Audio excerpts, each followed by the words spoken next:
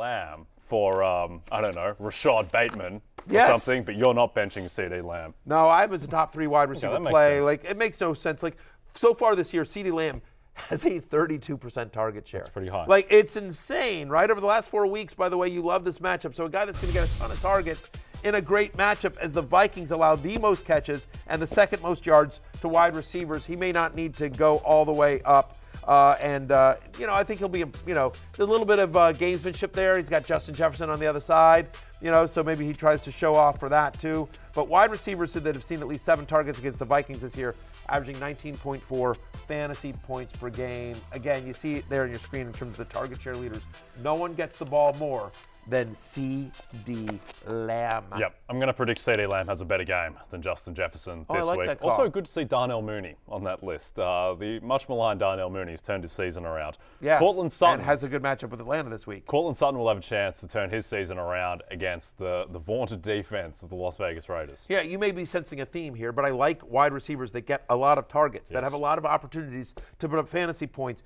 Ever since Jerry Jeudy went down, right, he got 11 targets last week. Courtland Sutton did. He had a 28% target share last week. And so in the 7 games last year when Jerry Jeudy missed, he averaged 15.8 fantasy points per game. He had a 25% target share. And so the expectation here is that with no Jerry Jeudy on Sunday, Russell Wilson is going to look for Courtland Sutton early and often. You like this matchup against the Raiders as well as Vegas has allowed the highest catch rate to opposing wide receivers so far this season. Yep, and Russell Wilson, who we'll get into, had his best game of the season, maybe his only good game of the season against those Raiders. Yeah, Sutton is wide receiver 13 for me this week. Let's jump to Rondale Moore, who established a bit of a rapport with the great Colt McCoy. Looks like he's going to start again. And even with Marquise Brown looking like he's going to come back, Rondale Moore is still on the Thank you, by the way, for pronouncing it rapport and not report, which I thought you might have done. No. We don't say that in Australia. Okay, got it. We're very much in line with the French pronunciation. Interesting. Okay, understood. Well, what I will tell you is like we talked about earlier in the show, that my expectation is that normally with Hollywood Brown coming back, you'd think like, oh, well, it was fun while it lasted, Rondale Moore. But because of the injury to Zach Ertz, my expectation here is that Rondale Moore still gets a pretty big workload here, right? With Colt McCoy, who doesn't have a biggest arm, and so Rondale Moore, so much of his stuff is near the line of scrimmage. There was Colt McCoy was looking for him early and often. 37% target share for Rondale Moore in week number 10. He's had 3 straight weeks where he's finished as a top 20 wide receiver. He's had at least 6 receptions in every game of the last 6 except for 1.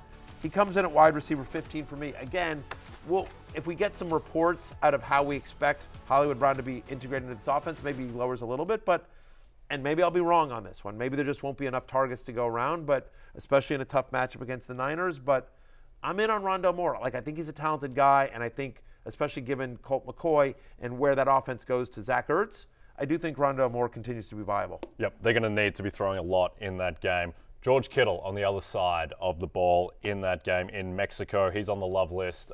Arizona not too good at defending tight ends. Yeah, I mean, listen, you see a tight end going against Arizona, Olay. You understand what I'm talking about? You're throwing a sombrero into the air because you're so excited. 9 different times this year, a tight end has scored double-digit fantasy points against Arizona. The Cardinals have allowed the most yards and the most receptions to opposing tight ends this season.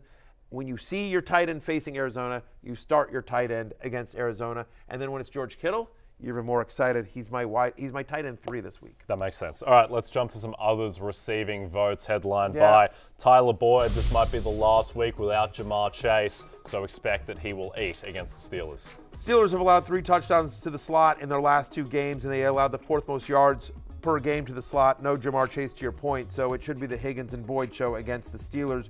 You talked about Jacoby Myers when we were talking about Stevenson. Jets allow the 5th most receptions per game to the slot, so Myers, who runs most of his routes out of the slot, should have another good game against the Jets. Remember, he had 9 catches against the Jets in Week 8. Paris Campbell, with Matt Ryan back under center, Paris Campbell continues to get a lot of love from Matt Ryan. In all 3 games that Ryan has started this year, or the last 3 games, I should say, the last 3 games with Matt Ryan as quarterback, over 20 fantasy points per game, at least 18 fantasy points in all of them. Darius Slayton, we talked about him, top of the show as well. At least 11.5 fantasy points in 4 of the last 5 games. He gets Detroit, which you love. Cole Kmet should be in your lineup. Atlanta allows the 6th most yards per game to opposing tight ends. 39% target share last week for Cole Kmet. It's a great matchup. And finally, Foster Moreau, the island of Foster Moreau. Broncos have allowed 60 or more yards to tight ends 3 of the past 4 games. We talked about him as a Goddard replacement. Worth seeing if Kmet is somehow still available in your league.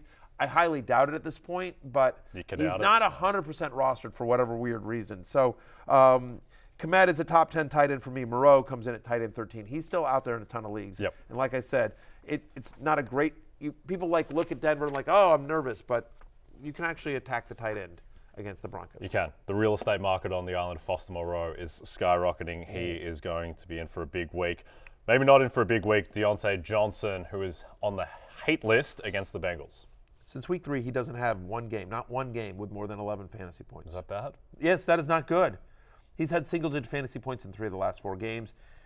19% target share last week. Bengals allow the 3rd fewest receptions to opposing wide receivers. He hasn't scored a touchdown this year. Massive targets. He hasn't scored a touchdown. And it's a weird, fluky thing, but how long are you going to sit here and wait, for him to get into the end zone? And so I'm going to do you a favor, guys. This is me falling on the sword. Your pal Matty here is taking one for the team. I'll take the bullet. I don't mind. I'll go in solo. Well, I'll dive into the shallow league here. Right. I'm just going to say Mandela. by putting 1,000%, right? Manberry. Right. Manberry, right? Listen, some people are saying, not me, but some people are saying I should be honored with a Nobel Prize for my work, not only with saving Fabe's league, but also by doing what I'm about to do now, which is I'm putting Diontae Johnson on the hate list. And by me putting him on the hate list, he's going off. Yeah, exactly. Yeah. We've tried everything in the world to get Diontae Johnson going, and so the only thing I have left is to just put him on the hate list and be like, do not start him. At which point he will then, of course, go off. Yes. And then you can take to Twitter to yell at me. That'll be fun. That's the dance you and I do. They have the weirdest offense in the league, the Steelers. One of these talented pass catchers, Claypool gone obviously, but still between Diontae, Pickens, Freiermuth, Najee Harris, obviously a huge talent. Maybe Matt Canada's not getting the most out of those guys, which I think Steelers fans would agree with. Doesn't look like he is, Yes. Very bad. All right. Adam Thielen. Because, see, his last name's Canada. I know, yes. Right, and a lot of that's kind of a stereotypical thing for Canadians to say is A. Yes, I liked as well I just want you to know, I considered a Mountie joke, and I considered a maple syrup joke, or a Canadian bacon joke, but I went with the more subtle A. Yes. Because why hit somebody over the head with it? Exactly. You don't want to, my comedy is much more subtle. It's much more kind of under the radar. I don't like to hit people over the head.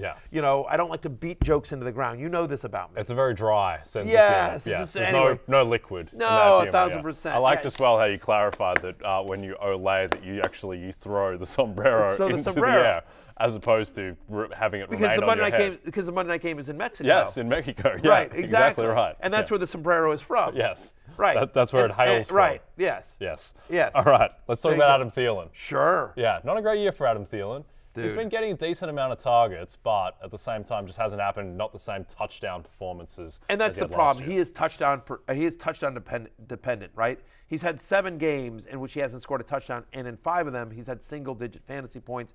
The addition of T.J. Hawkinson is great for the Vikings, not great for Adam Thielen, as there's now another big target in the red zone. The 2 games since T.J. came over, he's got a 15% target share. Prior to Hawkinson joining the team, he had north of 20%.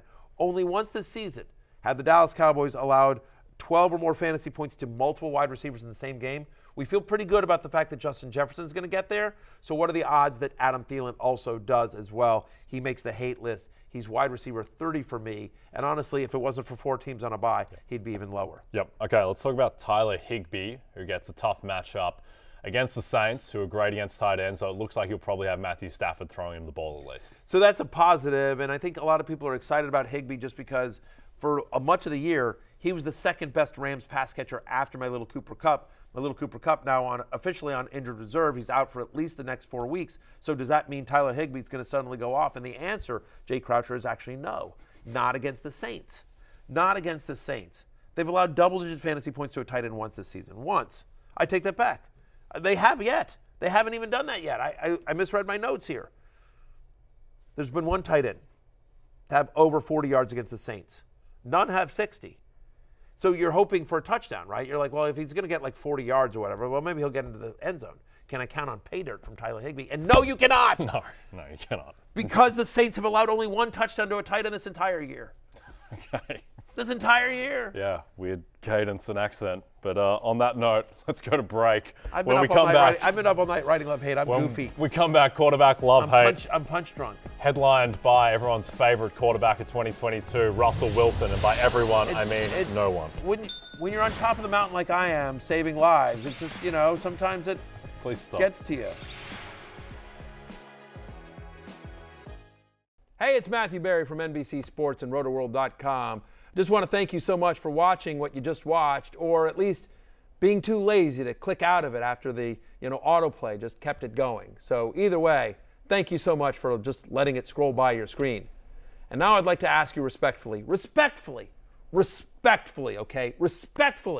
please subscribe to the NFL on NBC YouTube channel for the latest NFL news, fantasy headlines from Rotoworld, and betting analysis from NBC Sports Edge.